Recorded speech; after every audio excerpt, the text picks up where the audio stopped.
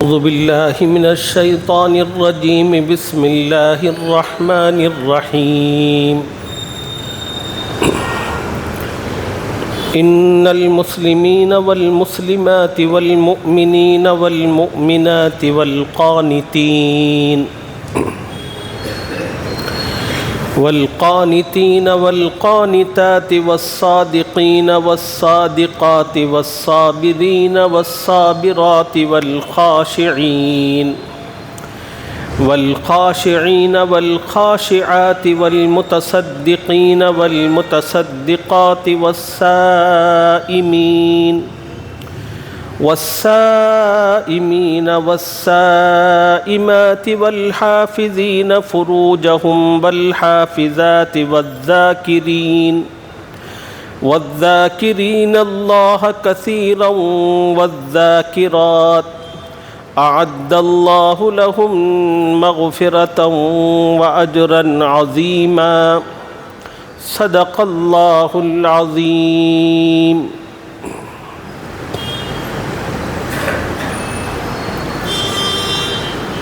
ابھی جس آیت مبارکہ کی میں نے آپ حضرات کے سامنے تلاوت کی ہے، اس آیت میں اللہ رب العزت نے ایمان والے مردوں اور ایمان والی عورتوں کے لیے 10 صفات بیان فرمائی ہیں. جس مومن کی زندگی میں یا جس مومنہ کی زندگی میں یہ 10 صفات ہوں گی، اللہ کی جانب سے ان کے لیے 2 وعدے ہیں. پہلا وعدہ ہے مغفرت اور دوسرا وعدہ ہے اجر عظیم.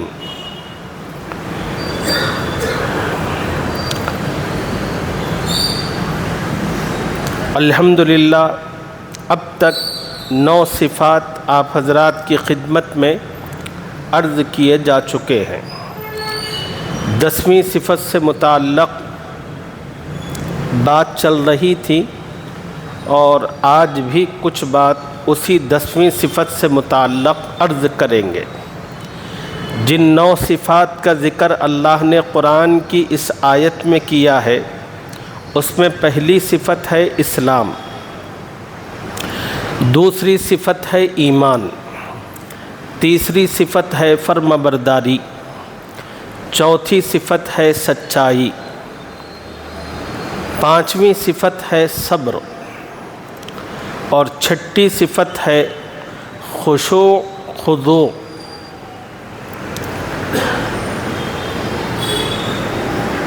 7ویں صفت ہے صدقات و خیرات.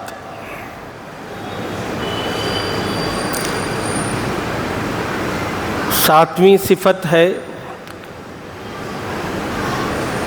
روزہ. 8ویں صفت ہے اپنی شرمگاہوں کی حفاظت کرنے والے مرد اور اپنی شرمگاہوں کی حفاظت کرنے والی عورتیں. یہاں تک کی تفصیلات تو عرض کی جا چکی. 10ویں صفت ہے والذاکرین اللہ کثیرا والذاکرات. کثرت سے اللہ کو یاد کرنے والے مرد اور کثرت سے اللہ کو یاد کرنے والی عورتیں. ذکر پر بات کرتے ہوئے گزشتہ سبق میں نے آپ حضرات کو یہ بات بتائی تھی، ذکر 2 طرح کا ہوتا ہے. ایک کو ذکر لسانی کہتے ہیں، دوسرے کو ذکر قلبی کہتے ہیں. ذکر لسانی وہ ذکر ہے جو انسان اپنی زبان سے ادا کرتا ہے،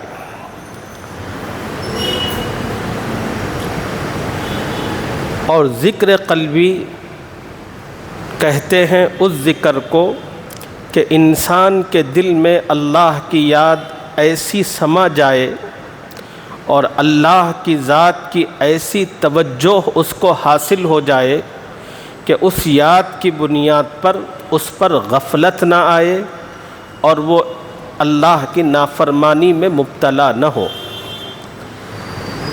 حدیث پاک کے اندر ذکر قلبی کو ذکر لسانی پر 70 گنا فضیلت بتائی گئی ہے.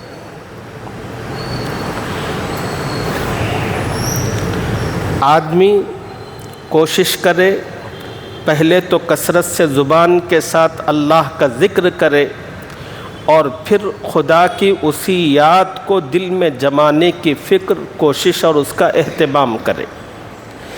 دل کے اندر خدا کا دھیان کس طرح آتا ہے، اس کے لیے اللہ والوں کی صحبتوں کو اپنانے کی ضرورت پڑتی ہے اور ان کی مجلسوں میں اٹھنا بیٹھنا پڑتا ہے۔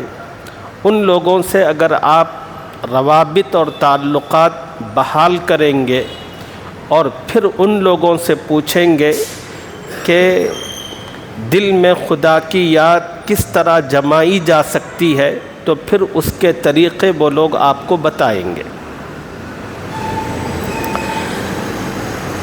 ذکر کا پہلا طریقہ ہے ذکر لسانی۔ ذکر لسانی وہ کلمات ہے جو ہم اٹھتے بیٹھتے اکثر اپنی زبان سے خدا کی بزرگی، اس کی جلالت، اس کی پاکیزگی، اس کی تعریف و توصیف پر مشتمل اس کی قوت و قدرت سے متعلق ہم کہتے ہیں۔ سبحان اللہ، الحمدللہ، اللہ اکبر، لا الہ الا اللہ۔ یہ جو کلمات ہیں، یہ جو کلمات ہم لوگ اپنی زبان سے ادا کرتے ہیں، کہنے میں تو بہت مختصر ہیں، مگر ان کلمات کی حقیقت کا پتہ ہمیں نہیں ہے۔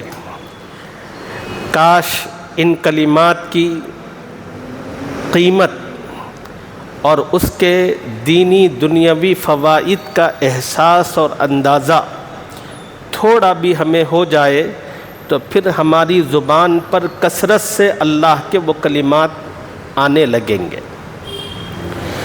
چنانچہ آج کی مجلس میں جو مختصر سے کلمات ہم لوگ کہتے ہیں بے دھیانی میں، بے توجہی کے ساتھ، ان کلمات کے کیا فوائد ہیں اور اس کے کیا اثرات و ثمرات ہیں وہ عرض کریں گے۔ جن کلمات کو ہم اپنی زبان سے ادا کرتے ہیں ان میں سے پہلا کلمہ ہے استغفر اللہ۔ استغفر اللہ کا مطلب کیا ہے؟ جب کوئی انسان استغفر اللہ کہتا ہے تو وہ اللہ کی طرف رجوع ہو کر اس بات کا اظہار کرتا ہے کہ اے میرے رب، میں بڑا گنہگار ہوں اور اپنے گناہوں پر نادم و شرمندہ ہوں۔ گناہوں کو معاف کرنے کی قوت و طاقت بس آپ ہی کے پاس ہے، آپ کے سوا کوئی میرے گناہوں کو معاف نہیں کر سکتا۔ اے اللہ، مجھے معاف کر دیجئے۔ یہ تصور ہوتا ہے استغفر اللہ کا۔ اور جب کوئی مومن اپنی زبان سے استغفر اللہ کہتا ہے اور کثرت کے ساتھ کہتا ہے تو اس کا پہلا فائدہ یہ ہوتا ہے کہ وہ اللہ کے عذاب سے محفوظ ہوتا ہے۔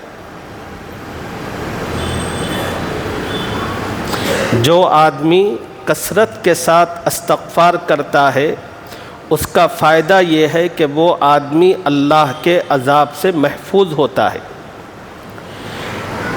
اس لیے کہ دنیاوی زندگی میں انسان سے جو نافرمانیاں اور گناہ ہوتے ہیں، ان گناہوں کے نتیجے میں اللہ کا غصہ متوجہ ہوتا ہے۔ جب کسی انسان کے گناہوں پر اللہ کا غصہ اترتا ہے تو وہ مختلف شکلوں میں ہوتا ہے۔ ایک شکل یہ ہوتی ہے کہ کوئی گناہ خدا کو بہت زیادہ ناراض کرنے والا ہو تو بہت ممکن ہے کہ اللہ تعالیٰ اس کا چہرہ ہی بدل دے۔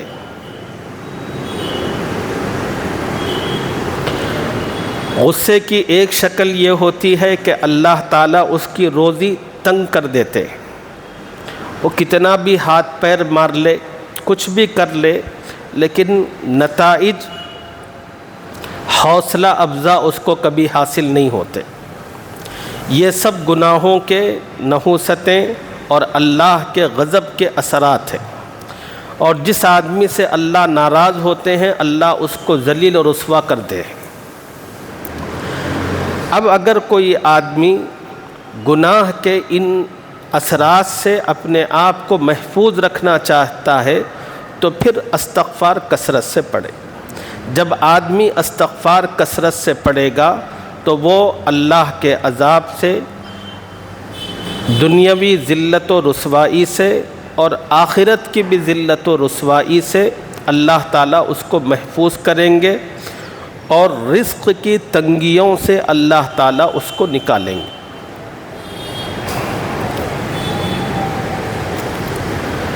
قرآن مجید میں اللہ تعالیٰ نے ایک مقام پر اس بات کو کہا ہے، وَمَا كَانَ اللَّهُ لِيُعَذِّبَهُمْ وَأَنْتَ فِيهِمْ وَمَا كَانَ اللَّهُ مُعَذِّبَهُمْ وَهُمْ يَسْتَغْفِرُونَ۔ اللہ نے نبی رحمت صلی اللہ علیہ وسلم سے متعلق کہا، بلکہ اس کو یوں سمجھیے، اس امت کے لیے اللہ تعالیٰ نے 2 جائے پناہ رکھے ہیں۔ اس امت کے لیے اللہ نے 2 جائے پناہ رکھے ہیں۔ پہلی جائے پناہ اس امت کے لیے حضرت محمد الرسول اللہ صلی اللہ علیہ وسلم کی ذات اقدس، یہ پہلی جائے پناہ ہے، اور اللہ نے اس آیت میں اسی کو فرمایا، وَمَا كَانَ اللَّهُ لِيُعَذِّبَهُمْ وَأَنْتَ فِيهِمْ۔ اے نبی، اللہ کی یہ شان نہیں ہے کہ آپ کے رہتے ہوئے عذاب نازل کرے، آپ کے ہوتے ہوئے ان لوگوں کو عذاب سے دوچار کرے، یہ اللہ کی شان نہیں ہے۔ قرآن پاک کے اندر مختلف مقامات پر یہ مضمون موجود ہے۔ مکے کے مشرکین حضور اکرم صلی اللہ علیہ وسلم سے کہتے تھے، اے محمد، ہم آپ کو نہیں مانتے، ہم آپ کو اللہ کا رسول تسلیم نہیں کرتے، قرآن کو اللہ کی کتاب نہیں کہتے، آپ جو معجزات بتاتے ہیں اس کو ہم جھٹلاتے ہیں۔ اے محمد، اگر ہم لوگ غلط ہیں تو پھر آپ کا رب ہم پر آسمان سے پتھر کیوں نہیں برساتا؟ فَأَمْطِرْ عَلَيْنَا حِجَارَةً مِّنَ السَّمَاءِ أَوْ ائْتِنَا بِعَذَابٍ أَلِيمٍ۔ اللہ کوئی دوسرا دردناک عذاب ہمیں کیوں نہیں دیتا؟ یہ مکے کے مشرک نبی علیہ السلام سے چیلنج کر کے کہتے تھے، مگر ان بے وقوفوں کو پتہ نہیں تھا، ان کی اتنی ساری گستاخی کے باوجود اللہ کا جو عذاب تھما ہوا تھا اور ان لوگوں پر نہیں آتا تھا، اس کا بنیادی سبب رسول اکرم صلی اللہ علیہ وسلم کی ذات اقدس تھی، چونکہ اللہ نے آپ کی ذات کو جائے پناہ بنا رکھا تھا، اور آپ کے مکے میں ہوتے ہوئے مکے والوں پر عذاب آ ہی نہیں سکتا تھا۔ تو پھر ایک سوال پیدا ہوتا ہے، ٹھیک ہے، جب تک رسول اللہ صلی اللہ علیہ وسلم مکے میں موجود تھے تو اللہ کا عذاب نہیں آیا، جب نبی علیہ السلام ہجرت فرما کر مدینۃ المنورہ چلے گئے تو پھر مکے والوں پر عذاب آنا چاہیے تھا؟ تو اس کا جواب بھی دیا ہے مفسرین نے، کہا بے شک، لیکن ہجرت کے موقع پر تمام کے تمام صحابہ مدینہ نہیں جا سکے تھے، کچھ صحابہ کی مجبوریاں تھیں، وہ مکے ہی میں رہ گئے تھے۔ مکے والوں پر اس وقت عذاب آنا تھا، مگر ان ایمان والوں کی برکت سے اللہ تعالیٰ نے مکے والوں کا تحفظ فرمایا۔ پھر ایک سوال، وہ سوال یہ ہے کہ ٹھیک ہے، کچھ دنوں کے بعد وہ لوگ بھی تو مکہ چھوڑ کر مدینہ چلے گئے تھے، پھر مکے والوں پر عذاب کیوں نہیں آیا؟ اس کا جواب مفسرین نے یہ دیا، وہ مشرک لوگ اپنے شرک اور کفر کے باوجود خانہ کعبہ کا طواف کرتے تھے، اور خانہ کعبہ کے طواف میں وہ لوگ غفرانک کا لفظ کہتے تھے۔ وہ لوگ خانہ کعبہ کے طواف کے موقع پر غفرانک کا لفظ کہتے تھے۔ اس کا معنی یہ ہے کہ اے اللہ تو ہمیں معاف فرما۔ تو علماء اور مفسرین نے لکھا ہے کہ اللہ تعالیٰ اس لفظ کی وجہ سے ان مشرکین پر اپنا عذاب نازل نہیں کیا۔ اور پھر مفسرین نے یہ نقطہ بیان فرمایا ہے، اگر ایک مشرک اللہ سے استغفار کرتا ہے تو اللہ تعالیٰ اس استغفار کی برکت سے اس کے لیے دنیا میں عذاب نہیں بھیجتے۔ اگر کوئی ایمان والا آدمی سچے دل کے ساتھ اللہ تعالیٰ سے استغفار کرے گا تو پھر اللہ تعالیٰ کی کتنی رحمتیں اس کو حاصل ہوں گی۔ قرآن مجید میں اللہ تعالیٰ نے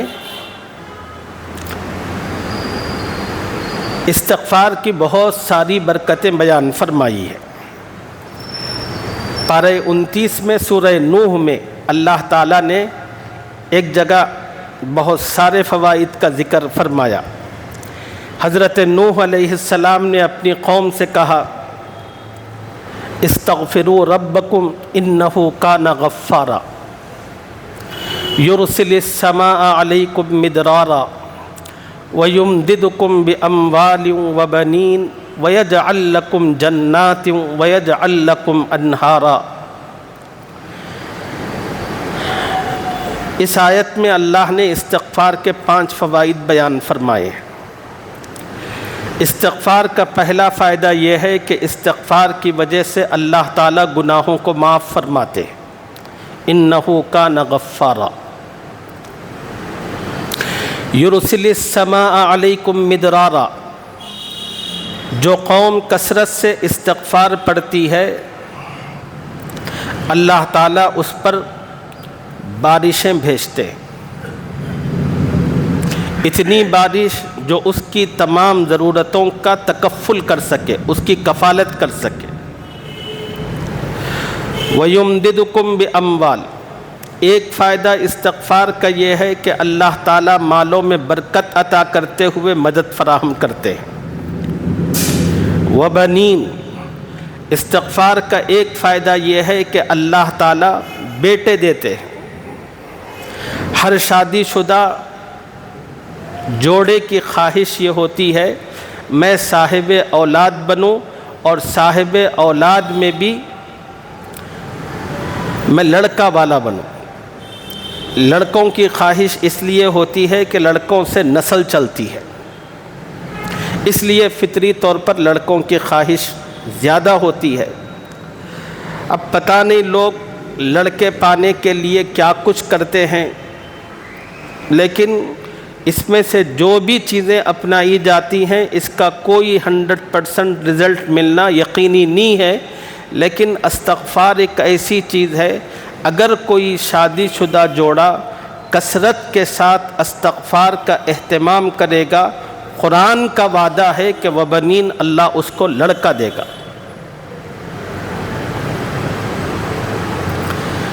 جو شادی شدہ لوگ جنہیں صرف بچیاں ہی بچیاں ہیں، بچے نہیں ہیں، تو ایسے لوگوں کو چاہیے کہ وہ اللہ کی طرف رجوع کرے اور اٹھے بیٹھے کثرت سے استغفار کا اہتمام کریں۔ وَيَجْعَلْ لَكُمْ جَنَّاتٍ، استغفار کا ایک فائدہ یہ ہے کہ اللہ تعالیٰ تمہیں باغ عطا کریں گے، اور استغفار کا ایک فائدہ یہ ہے کہ وَيَجْعَلْ لَكُمْ أَنْهَارًا، اللہ تعالیٰ زمین سے چشموں کو، نہروں کو تمہارے لیے جاری کریں گے۔ ایک آسمان سے بھی پانی اتاریں گے، اور دوسرا قدرت نے پانی کا جو نظام زمین کے اندر محفوظ کر رکھا ہے، اور زمین میں مختلف قدرتی پائپ لائننگ ہے جس کے ذریعے سے دنیا میں جہاں بھی انسان باولی کھودتا ہے یا بورویل مارتا ہے تو پانی جو نکلتا ہے تو خدا کے اسی غیبی نظام پر وہ سپلائی ہو رہا ہوتا ہے۔ جو آدمی استغفار کا اہتمام کرتا ہے وہ جہاں بھی جاتا ہے اللہ تعالیٰ پانی کی تنگی اور مشکلات سے اس کو نجات عطا کرتے ہیں۔ دوسرا جملہ جو ہم اپنی زبان سے اللہ کی تعریف و توصیف پر کہتے ہیں وہ ہے الحمدللہ۔ دیکھیے زندگی میں کبھی خوشی ہوتی ہے، کبھی غم ہوتا ہے، زندگی میں کبھی چیزیں طبیعت کے موافق ہوتی ہیں، کبھی چیزیں طبیعت کے خلاف ہوتی ہیں۔ زندگی میں جب کبھی خوشی حاصل ہو، زندگی میں جو کام ہماری اپنی طبیعت اور پسند کے موافق ہو جائے، اس موقع پر ایک مومن کو چاہیے کہ وہ الحمدللہ کہے۔ الحمدللہ کا مطلب ہے اے اللہ میں آپ کا شکر ادا کرتا ہوں، آپ کی میں تعریف و توصیف بیان کرتا ہوں کہ آپ نے میری من مرضی کے مطابق، میری خوشی کے مطابق آپ نے یہ کام کر دیا اپنی قدرت سے۔ اے اللہ اس پر میں آپ کا شکر ادا کرتا ہوں۔ اور جو آدمی من مرضی کے کاموں پر الحمدللہ کہتا ہے، قرآن نے اس سے متعلق ایک بات بیان فرمائی ہے، وہ ہے لئن شکرتم لازیدنکم۔ دنیا میں کسی انسان کو کوئی نعمت حاصل ہوتی ہے، اس نعمت سے متعلق انسان کو دو فکریں لاحق ہوتی ہیں۔ پہلی فکر یہ ہوتی ہے یہ نعمت جو مجھے ملی ہے یہ کم نہ ہو۔ دوسری فکر یہ ہوتی ہے یہ مشتق نہ ہو بلکہ یہ لمبی چلتی رہے۔ اللہ تعالیٰ نے شکر پر یہ دونوں وعدے فرمائے ہیں۔ اللہ نے فرمایا کہ جو میری نعمتوں پر شکر ادا کرے گا، نمبر ایک میں نعمتوں میں اضافہ کروں گا، نعمت کو بڑھاؤں گا، اور دوسرا یہ ہے کہ اس نعمت کو لمبا کھینچوں گا۔ اور خدا نے نعمت کے باقی رہنے اور نعمت کی زیادتی کا وعدہ شکر پر کیا ہے۔ اور آج ہم لوگ ہیں صبح سے لے کر شام تک کتنی اللہ کی نعمتوں سے مستفید ہوتے رہتے ہیں، کتنے کام ہیں جو ہماری من مرضی کے مطابق ہوتے ہیں، لیکن پھوٹے منہ کبھی ہماری زبان سے الحمدللہ نہیں نکلتا۔ مہینوں گزر جاتے ہیں، کبھی ہماری زبان خدا کی کسی نعمت پر الحمدللہ نہیں کہتی۔ یہ ناشکر گزاری کا راستہ چھوڑیے، الحمدللہ کہنے کی عادت ڈالیے، اور اپنی زبان پر اس پاکیزہ جملے کو بار بار لاتے جائیے۔ اگر آپ صبح سے لے کر شام تک غور کرتے رہیں گے تو کتنی ایسی چیزیں ہیں جو اللہ نے آپ کی من مرضی کے مطابق کر دی۔ مثلا اگر آپ صبح سو کر اٹھے، آپ کو بخار نہیں ہے، آپ اچھے ہیں، کہیے الحمدللہ۔ پھر اللہ تعالیٰ نے آپ کو باجماعت نماز پڑھنے کی توفیق عطا فرمائی، آپ نماز پڑھ کر کہیے الحمدللہ، خدا نے مجھے جماعت سے نماز پڑھنے کی توفیق دی۔ پھر حدیث کا درس ہوتا ہے، اس میں اگر آپ بیٹھ گئے تو کہیے کہ الحمدللہ، خدا نے اپنے نبی کی کچھ باتیں سننے کا مجھے موقع عطا فرمایا۔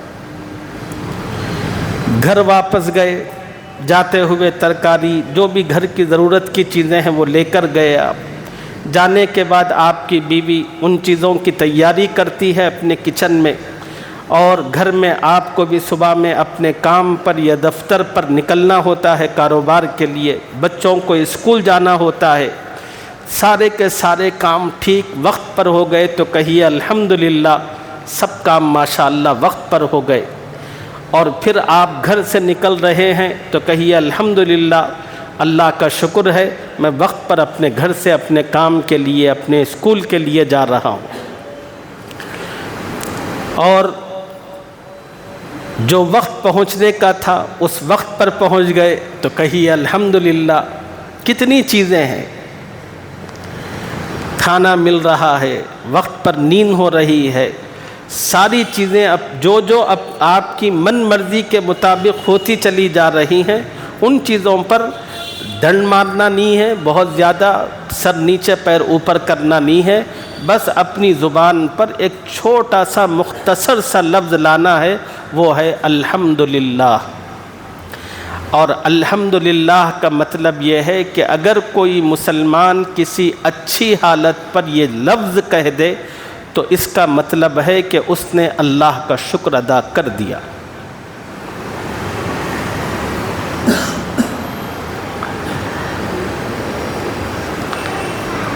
اس کے علاوہ بھی مزید جملے اور کلمات ہیں جو ہم کہتے ہیں۔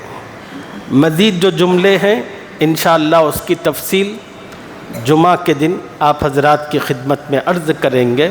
بس اللہ تعالیٰ ان 2 جملوں کی حقیقت اپنے دل و دماغ میں بٹھاتے ہوئے کثرت سے ہمیں استغفار کرنے کی اور ہر اچھی چیز پر، خوش آئین بات پر اللہ کا شکر ادا کرتے ہوئے الحمدللہ کہنے کی توفیق اور سعادت عطا فرمائے، آمین یا رب العالمین۔